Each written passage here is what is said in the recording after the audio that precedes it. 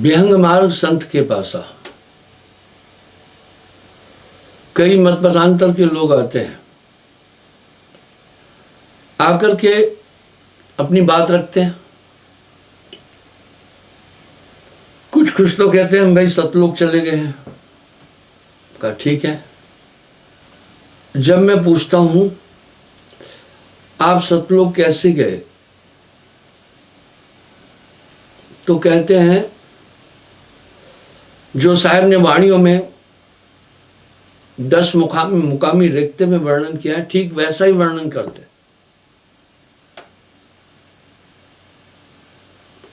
ऐसा होता है। आपको ध्यान होगा, मैं समझ जाता हूं। उसके बाद फिर मैं उससे पूछता हूं कितनी बार वहां गए हो,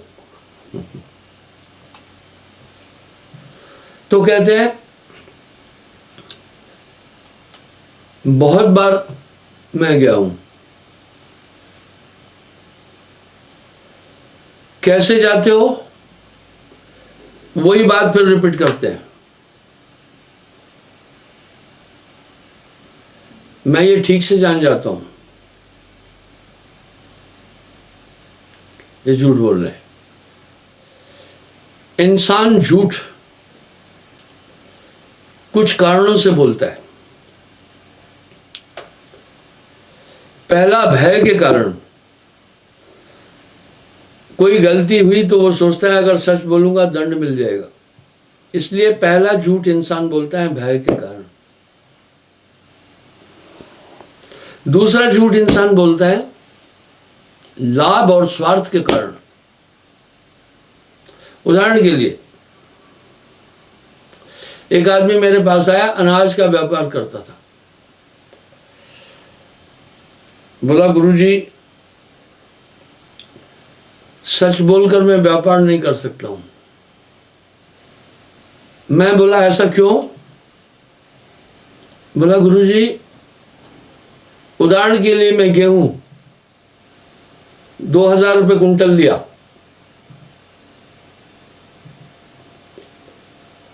और बेच रहा हूं 2400 रुपये कुंटल। तो ग्राहक कहता है भाई 2400 रुपये ज्यादा है, थोड़ा कम करो। तो फिर मुझे बोलना पड़ता है 2300 रुपये तो मैं खुद लिया हूं। मैं बोला ये बोलने की क्या जरूरत पड़ी तुम्हें, तुम सीधा सीधा कहो भाई मैं ये रेट दूंगा, और बेईमानी करो नहीं, अधिक दाम लो नहीं। व्यापार करने का नियम है कम नहीं तोलना, झूठ नहीं बोलना, व्यापार चलेगा आपका और अधिक चलेगा। इंसान झूठ बोलते बोलते एक चीज का आदी हो गया है, उसने झूठ को अपना संरक्षक मान लिया है। झूठ आपकी कोई भी रक्षा नहीं कर सकता है। साहिब की वाणी में ऐसे ही नहीं आया, साच बराबर तप नहीं, झूठ बराबर पाप, जाके हृदय साच है बाके हृदय आप। तो दूसरा इंसान झूठ बोलता है स्वार्थ के कारण से। तीसरा, मान पाने के लिए अहंकारवश गप्पे मारता है। ऐसे लोग मुझे मिल जाते हैं। लोगों के बीच यश प्राप्त करना चाहते हैं। ऐसा ही मुझे किसी ने कहा, सतलोक में हो आया। मैंने पूछा ठीक है कैसा है सतलोक? बोला बहुत सुंदर सुंदर है, हंस, उनके सुंदर सुंदर हाथ है, सुंदर मुंह है, और बहुत सुंदर शैया पर आप बैठे थे वहां। लाओ जी, हमें भी थोड़ा मस्का लगाया।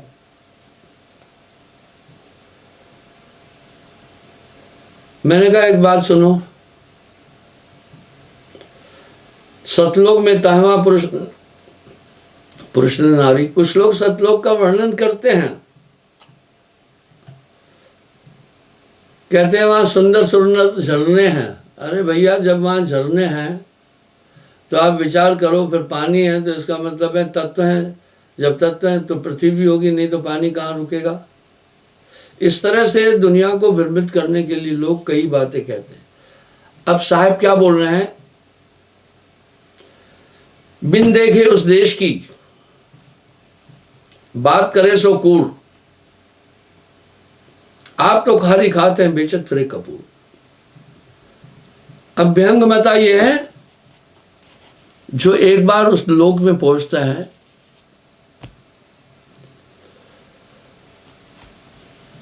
सत्तर प्रलय मार्ग माही तब जीव लहे दीदारा।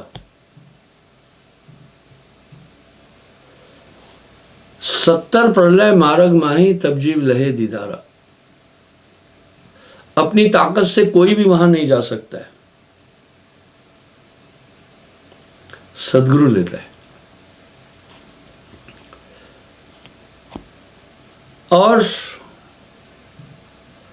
ये करनी से नहीं हो सकता है,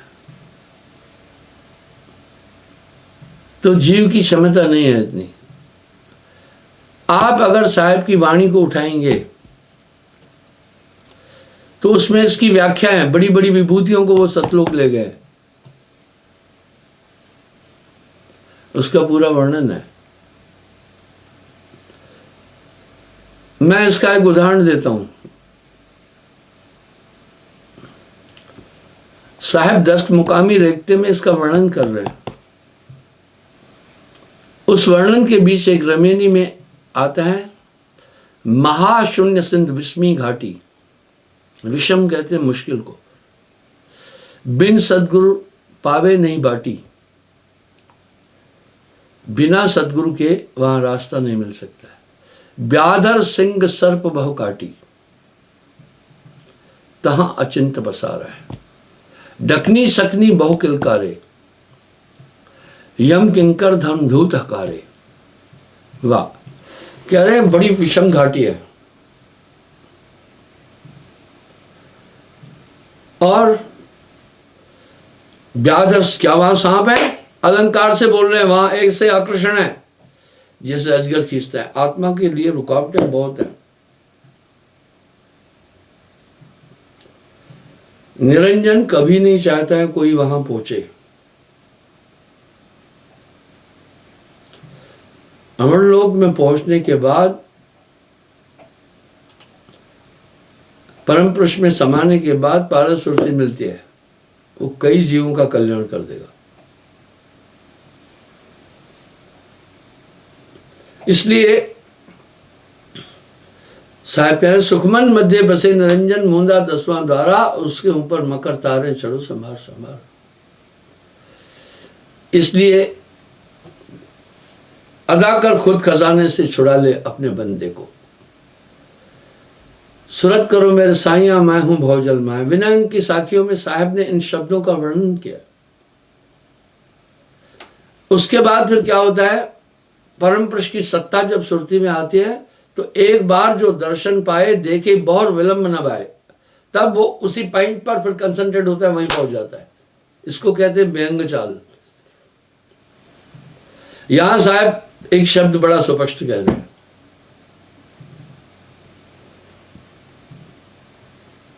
एक बार जो दर्शन पाए देखे बहुत विलंब न लावे। विलंब कहते देरी नहीं लगती फिर। इसलिए महापुरुष हमेशा अपनी सुरती वहां रखते हैं।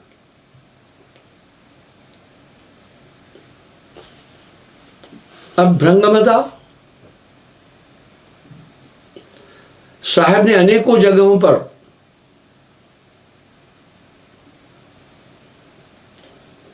भृंगमते का उल्लेख किया है।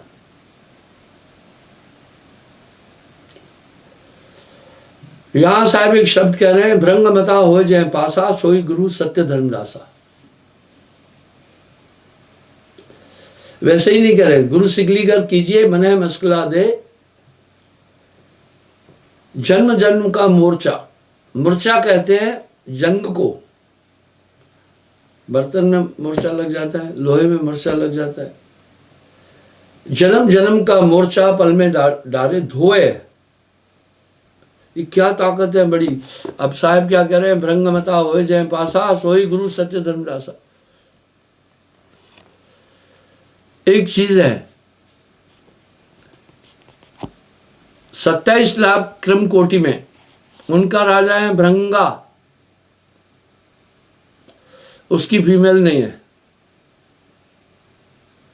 क्या वो जीव है? मेल है, सिर्फ मेल, यानी पुरुष है, फीमेल नहीं है उसकी। वंश कैसे चलाता है, क्या गजब बात है। आप धर्मशास्त्रों के अध्ययन से आपको एक पुष्टि मिलती है।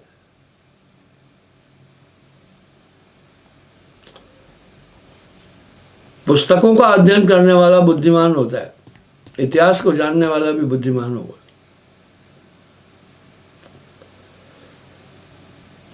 अगर आप उन पर इसकी पुष्टि हो जाती है। पुष्टि कैसी? आपको ध्यान होगा, योगा वशिष्ठ में एक संवाद में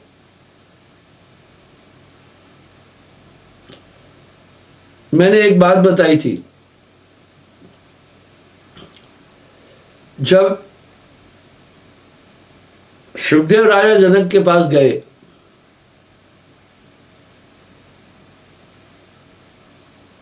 आत्मज्ञान के लिए, जब आत्मज्ञान का बोध दिया तो सुखदेव ने वहां एक सवाल किया, बोला ये तो मैं पहले जानता था।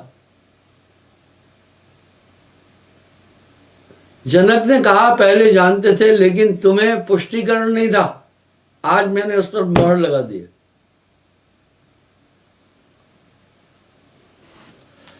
तो धर्मशास्त्र आपके उपलब्धि की एक पुष्टि करते हैं। इसलिए किसी भी धर्मशास्त्र का खंडन करना बुद्धिमान को शोभा नहीं देता है। हाँ, हर आदमी अपने इष्ट की व्याख्या लिखता है। तो बहुत कौतुक है, मैं आपको बताता हूं इस सृजन में जो रहस्य है उसको आप ध्यान से सुने। आपने सुना होगा, महाभारत सीरियल में भी देखा होगा, दृष्टि से कंसीव प्रेग्नेंट किया था नारी को, दृष्टि भाव से रत विधि की ना। अब क्या कह रहे हैं, दृष्टि से रति कहते सेक्स, रति सेक्स को कहते हैं। इसका उदाहरण देता हूं, क्या गजब की ये चीजें हैं। अनल पक्ष जो रहे आकाशा, अनल पक्षी आकाश में रहता है, निष्दिन रहे पवन की आशा। वाह,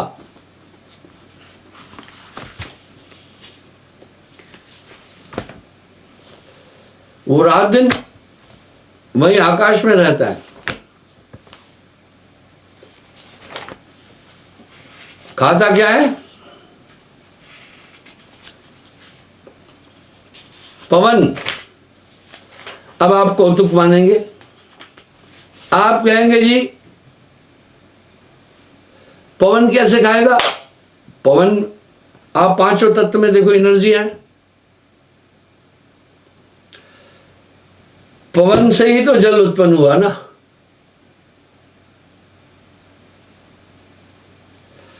विज्ञान में पढ़ाते हैं बच्चों को कि जल दो गैसों का मिश्रण है, सिद्ध हुआ। यानी जल में जो एनर्जी है वो तो पवन से आई, और पृथ्वी में जो एनर्जी है वो जल से आई।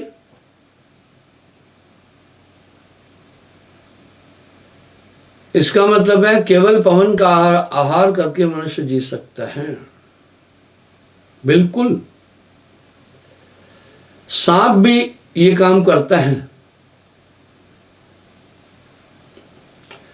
दीपावली के दीप जलने के बाद सर्दी शुरू होती है और सांप भूमिगत हो जाता है। सांप के पास एक बहुत बड़ी समस्या है, उसके शरीर का टेम्परेचर बाहरी टेम्परेचर पर होता है। हम सबका क्या है, एक नेचुरल आंतरिक टेम्परेचर है। सांप का ऐसा नहीं है। अगर बाहर बहुत गर्मी होगी, सांप की पूरी बॉडी में गर्मी हो जाएगी, वो मचलने लगेगा। अगर बाहर ठंड होगी तो सांप ऐंठ जाएगा। सांप के शरीर का टेम्परेचर इंसान की तरह नहीं है। इसलिए दीपावली के दिए जलने के साथ सांप भूमिगत हो जाता है। और कब निकलता है? फागुन माह में, नाग पंचमी। उस समय क्लाइमेट समशीतोष्ण होता है। जब क्लाइमेट समशीतोष्ण होता है बसंत ऋतु में, उस समय पशु पक्षी भी रति क्रिया करते हैं। शरीर में एक उमंग और तरंग उत्पन्न होती है। कोकिलाएं आदि तभी कंसीव करती है। सभी वृक्ष भी गर्भणीय हो जाते हैं। उसमें बोर आने लगता है और सब कल्लाते हैं। समशीतोष्ण वातावरण बसंत और हेमंत में होता है। पर बसंत मुख्य है, इसलिए ऋतुओं का राजा बसंत कहलाता है। तो सांप तब बाहर निकलता है, उसको भय है। मैंने ऐंठा हुआ सांप देखा अपने आश्रम में। काला सांप था, करीब 7-8 फीट लंबा। मैं जब आपको सांप के बारे में बताऊंगा शायद आप विश्वास नहीं कर पाएंगे। मिजोरम में मैं 3 साल रहा, लुंगले। वहां एक मैंने काला सांप देखा जिसकी लंबाई 20 फीट के आसपास थी।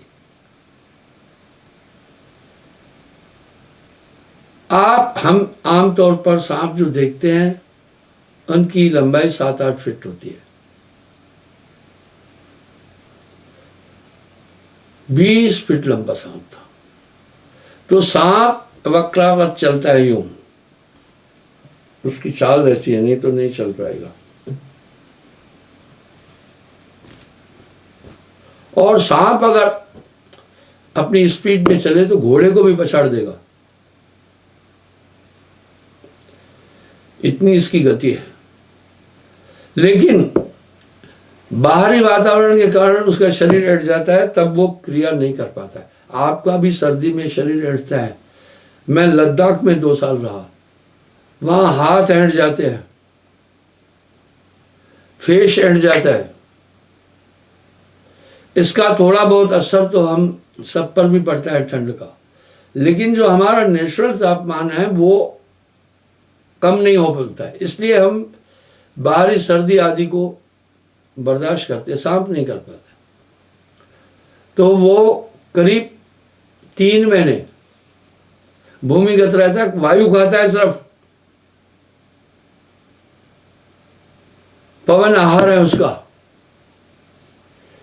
इस तरह मैं आगे बताऊंगा सतलोक में हंस का आहार क्या है। धर्मदास जी ने भी ये बात साहब से पूछी है। तो सांप भी वायु का ग्रहण करता है। ऐसा अनल पक्ष है।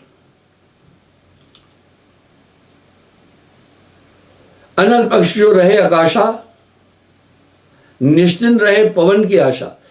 पवन ही उसका आहार है, वहां रहता है।